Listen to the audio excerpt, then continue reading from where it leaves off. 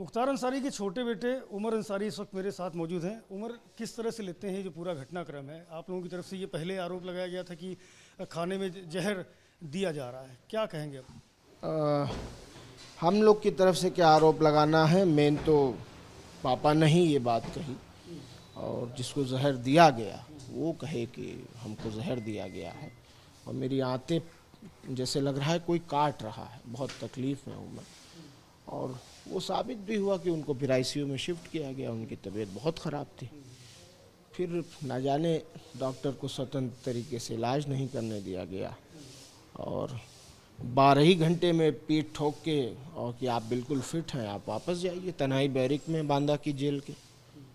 ठीक है, आप तो भाई जुडिशियल कस्टडी में हैं, आप जैसे चाहोगे हमें रखोगे। खाने में जहर दिलवा चुके थे, इलाज मुकम्मल होने नहीं देंगे, जेल भेज दिया गया।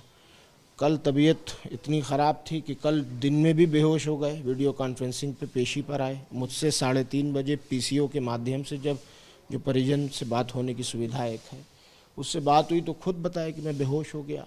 और मैंने कहा कि मैं परमिशन ले रहा हूँ कोर्ट से, मैं कल प्रयास करूँगा आने की आपके पास। तो कहे कि मत आना, मेरी तबीयत बहुत ख़राब है, मैं बैरिक से निकल के व्हीलचेयर पे भी नहीं आ पाऊँगा। तकलीफ आपसे साझा की थी? बिल्कुल तकलीफ़ साझा की थी, और उनको कहीं ना कहीं अपनी तकलीफ़ जो वो इतने दिन से झेल रहे थे उसके चलते उन्हें एहसास था।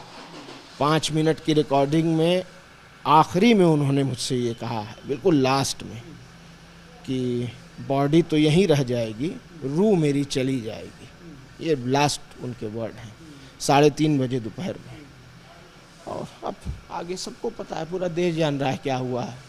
इलाज ना मिलने के कारण ये मौत नहीं है, ये बिल्कुल हत्या है, और इसमें कोई शक नहीं है। हम लोग जुडिशियल प्रक्रिया से, लीगल तरीके से जो भी इसकी जांच कराना हो, चाहे इसके लिए जो हम लोग बेहतर समझेंगे वो करेंगे। और ये जानबूझकर सब किया गया है, क्यों किया गया है, क्या किया गया, सब आप लोग को पता। राजनीतिक दल के लोग ये डिमांड कर रहे हैं कि इस मामले की जुडिशियल इंक्वायरी हो, हाई लेवल इंक्वायरी हो, क्या आप भी इससे इत्तेफाक रखते हैं? बिल्कुल हम इससे इत्तेफाक रखते हैं, क्यों नहीं हो, क्यों नहीं हो। एक आदमी आशंका व्यक्त कर रहा है कि मुझे जहर दिया गया है, मुझे मार दिया जाएगा। एक आदमी कह रहा है कि मेरी तबीयत इतनी ख़राब है कि मैं मुट्ठी अपनी नहीं बंद कर पा रहा हूँ। मुट्ठी इसलिए नहीं बन पा रहा हूँ, कमज़ोरी इतनी है, मुट्ठी नहीं बंद कर पा रहा हूँ। और हाल ये है कि उसको 12 घंटे ICU में रखा जाएगा, और फिर ऊपर से इतना प्रेशर आ जाएगा कि वापस जेल। तो अब सब सोचने की बात है। वो हमारे बीच नहीं है, मैं ऐसी मेंटल स्थिति में नहीं हूँ कि ज़्यादा आपसे बात करूँ। अच्छा, मुझे बता दी क्या आगे की जानकारी दी कि पोस्टमार्टम? जानकारी ऑफिशियल्स के द्वारा नहीं दी गई है। मेरे बड़े अब्बा अफजाल अंसारी साहब ने बस जो मुझे बताया है, उनकी बात शायद DM साहब और SP साहब से हुई है। तो जो जानकारी उनको दी गई है उसके मुताबिक पोस्टमार्टम करेंगे मजिस्ट्रेट की निगरानी में, और उसके बाद बॉडी लेकर के साथ में हमारे जो पैतृक हमारा गांव है। अफजाल अंसारी भी आएंगे? उनकी तबीयत कल ही ख़राब हो गई थी, वो हार्ट के पेशेंट दशकों से हैं, और उनको दवा दे के किसी तरह समझा बुझा के लिटाया गया। वो बहुत ज़िद कर रहे थे आने की। मैंने खुद बात करके रिक्वेस्ट की कि बाबा मैं हूँ यहाँ, और अब तो जो नुकसान हम लोग का होना था वो हो चुका है, आप आके क्या करेंगे। मैं हूँ, मुझ पे आप ये जिम्मेदारी दीजिए, मैं इसको देखूँगा, और मैं आता हूँ, कोशिश करता हूँ कि सब सही से करा के आपके पास लेके आऊँ। मान गए वो मेरी बात को, रोक दिया मैंने। अब मैं जा रहा हूँ, उम्मीद करता हूँ कि जैसा जैसा सब बात ऊपर से हुई है उस तरह से सब आगे फॉलो। फिर तो आपके बड़े भाई अब्बास अंसारी भी आएंगे सुपुर्द? आएंगे, अब आएंगे कि नहीं आएंगे कोर्ट पे डिपेंड है। हम अपनी डालेंगे? हाँ बिल्कुल डालेंगे भाई, ये तो आम बात है कि कोई भी परिजन किसी का डेथ हो जाती है, इंतकाल हो जाता है, तो उसको दिखाया जाता है, या फिर उसको ले जा कर के जेल में उसका शव दिखाया जाता है।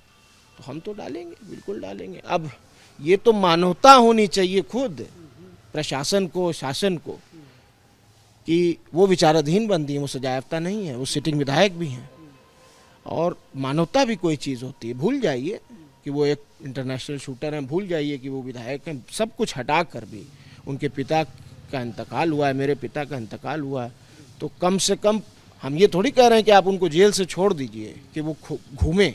हम तो ये कह रहे हैं कि जुडिशियल कस्टडी में उनको लेकर आया जाए, वो आखिरी जो हमारी तदफीन की परंपरा है उसमें वो शामिल हों, उनको दफन करें, उनको मिट्टी दें, फातिहे तक रुकने की इजाज़त दी जाए, फिर आप की कस्टडी में है, आप ले जाइए। ऐसी भी आशंका जताई जा रही है कि मुख्तार अंसारी के समर्थक बड़ी संख्या में हैं, उनके इंतकाल के बाद में इसमें कोई दो राय तो है नहीं, इसमें कोई दो राय तो है नहीं। हम लोगों ने अपनी तरफ से सारे चाहने वालों से, मैं फिर अपील कर रहा हूँ आपके माध्यम से, जो भी अंसारी परिवार, मुख्तार अंसारी इनको मानता है, चाहता है, उनसे मेरी हाथ जोड़ के अपील है कि आप लोग संयम बरतिए, आप लोग इस हकीकत को एक्सेप्ट करिए और ये बात ध्यान में रखिए कि हम लोग कोई भी ऐसा काम नहीं करेंगे जो कानून की नज़र में अपराध की श्रेणी में आता हो। हम तो अपील कर रहे हैं, कल से कर रहे हैं, लाखों फ़ोन अटेंड कर चुके होंगे, मीडिया में भी बोल रहे हैं, अभी भी कह रहा हूँ। तो अभी आप जा रहे हैं पोस्टमार्टम के लिए। तो उमर अंसारी हैं जो इस वक्त निकल रहे हैं, पोस्टमार्टम की चूँकि कार्रवाई शुरू होनी है और उनकी मौजूदगी के बगैर ये कार्रवाई नहीं शुरू हो पाएगी। ऐसे में उमर अंसारी इस वक्त सीधे बांदा मेडिकल कॉलेज जाएंगे और वहाँ पोस्टमार्टम की जो औपचारिकताएं हैं उनको पूरा करवाएंगे, जिसके बाद जो शव है उसको लेकर के यहाँ से गाजीपुर जाया जाएगा और अंतिम जो संस्कार की प्रक्रिया है उसको अपनाया जाएगा। कैमरामैन प्रेम सिंह के साथ संजय त्रिपाठी, ABP न्यूज़, बांदा।